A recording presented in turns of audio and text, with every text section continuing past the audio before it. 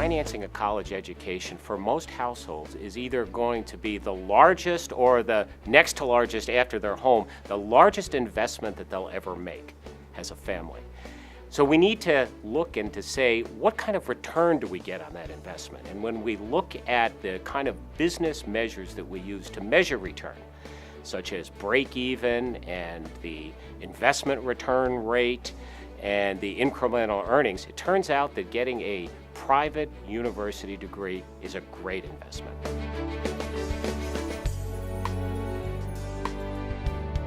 It turns out that one of the best ways to analyze a business decision is by calculating something called the break-even rate. For a Niagara University degree, the average break-even rate is about 5.5 years. Now, the great thing about that is that after you break even, after you've paid back, your additional earnings capacity has paid back the investment that you've made in education, all of those dollars are incremental after that.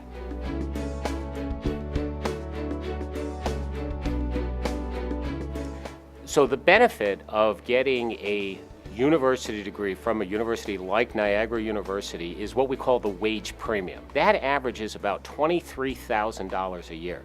Now that gets to be really significant when we take a look at what does that add up to over a working career. So let's take somebody who graduates when they're 22 years old and works until they're 65. If we take what we call the present value of that, the value of that in today's dollars, that's worth over $400,000 in additional earnings.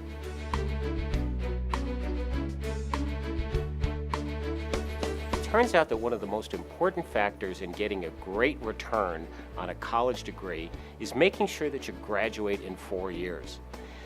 At Niagara University, 61% of our students graduate within 4 years. That compares with the low 30% for public institutions. If we add up all of the different costs from the additional fees, the additional tuition, but most importantly, all of those lost earnings because you're not out in the workforce, turns out that taking an extra year to graduate will cost you over $80,000.